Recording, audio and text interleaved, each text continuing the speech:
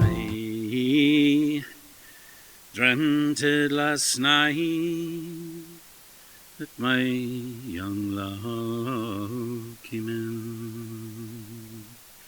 So gently she entered, her feet made no din, and she came close beside me, and this she did say, "It will not be long, love, till our wedding day."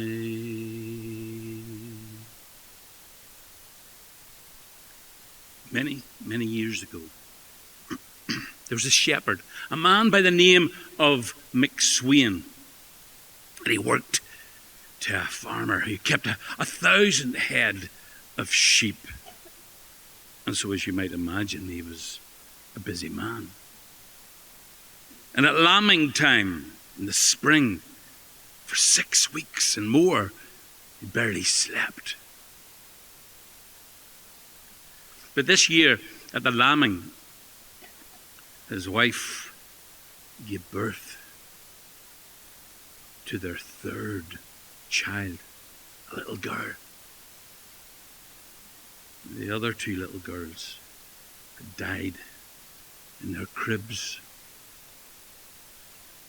But McSwain could not neglect his flock.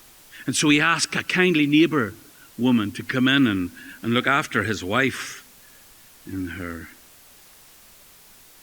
the childbirth. And she was poorly afterwards. So the neighbour woman stayed for a couple of days and took care of the chores and tidied the place up a bit, made a pot of soup. And when the child was just a couple of days old, and the wee cottage was shining like a new pin, the neighbour woman said to the shepherd's wife, "Annie, go and lie down in the bed. Give me the child. Let me nurse her for a wee while. You take a rest." Now, as every mother knows who has just given birth to a child, they don't know what sleep is. They're always alert to the slightest stirring of their child. But Annie McSwain was exhausted, and she gladly handed over her child. And the neighbour woman took the baby in her arms. She sat down in a chair by the fire, and she began to sing to the child. "Bonnie lies over the ocean. Bonnie lies over the sea." And Annie's eyes began to close. And she even fell into a kind of a half sleep, though she could still hear the whispering of the flames of the peat burning in the hearth, and that lovely crooning of the neighbour woman. But then suddenly, she came instantly to the alert. The entire body tensed up, and she cracked open her eyelids just a squint. And she looked out through the door from the room where she lay to the kitchen, and there was the neighbour woman. She had sung herself off to sleep with the little child in her arms. But the vision that Annie McSwain saw turned her blood to ice. For there, surrounding the neighbour woman and her child, were 3 old hags, banshees or fairy women. She didn't know what they were. And one of those old women said, "Take the child. Take the child and our work here is done." And one of the other ones laughed and said, "Have you not had enough of this woman's children? Let her rear this one for a year or two, and then we can come back for her any time." And the third one, she said, "I want this child. You see that peat burning in the fire? When it goes out, this child will be mine." And then there was a swirling, cold air, mist.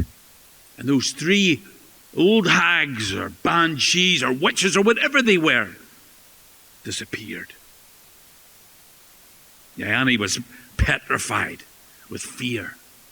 But she had already lost 2 children and she wasn't about to lose a third. And she left her bed. She went out. She got the fire tongs. She lifted the burning peat from the fire and she quenched it in a kettle of water that was sitting in the hearth. And then she wrapped it in a piece of linen. She put it down in the bottom of a chest by her bed under the blankets, her own wedding dress.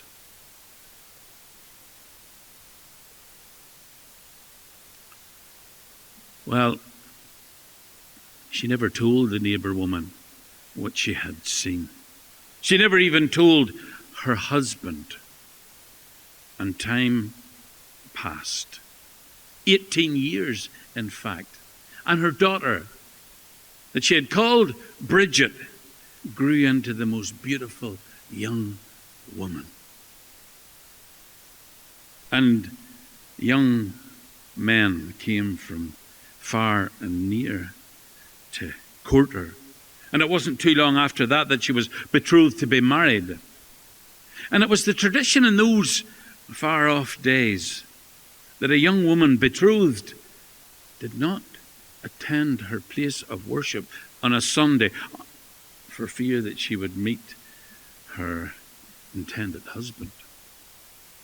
And so on Sunday mornings, her parents would walk the 5 miles to their church and they would leave Bridget behind in the little cottage to do her chores and to her own devices. And as the wedding got closer and closer, Bridget got more and more excited. And one Sunday morning when she got her parents out the door and away to church, she went down into the room and she opened the chest and she took out her mother's wedding dress and she tried it on and it fitted perfectly. And she looked at herself in the looking glass. And haven't we all here been guilty of a little bit of plundering, as my mother used to call it? And Bridget began to look to see what other little treasures her mother had. There were ribbons and a pair of silk stockings, blankets, underclothes. And down at the bottom was this old rag. And when she unwrapped it, she found this piece of charred peat. And for the life of her, she couldn't imagine what her mother would keep such a thing for. She decided to tidy out her mother's chest. And the first thing she done was throw the peat, rag and all, into the fire. And she went back down to the room. She refolded the blankets. She cleaned the chest out. She put everything back. And as she replaced the ribbons and the stockings, she became lightheaded and woozy, a bit like I feel just now. She began to stagger. And she fell to the ground. She gasped for breath and she dragged herself out to the kitchen. And the last thing that Bridget heard was the latch of the door. and the shriek of her mother as she took everything in. Daughter lying there, her wedding dress, the chest open, the rag burning on the fire. Her mother doused the fire with the kettle, but it was too late.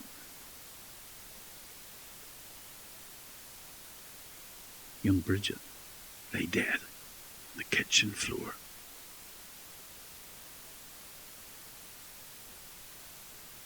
Three days they waked her, and then came the day of the funeral.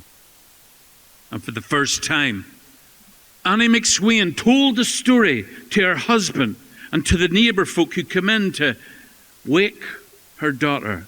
She told her about the three old hags who came that day and stood around the neighbour woman. Poor woman, they said.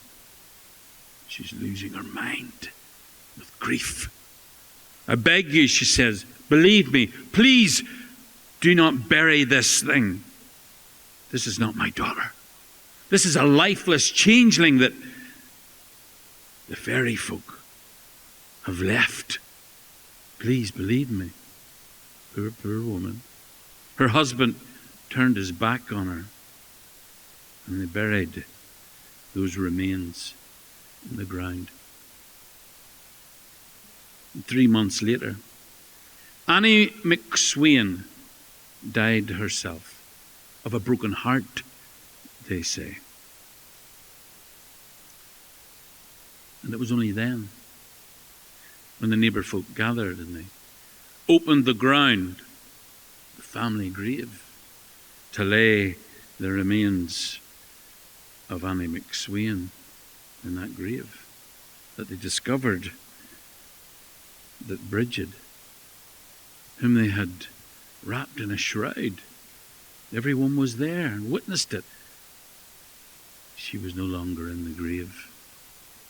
And all that remained was a gnarled, twisted piece of bog oak. And to where young Bridget McSweyn had been taken, no one dared to imagine.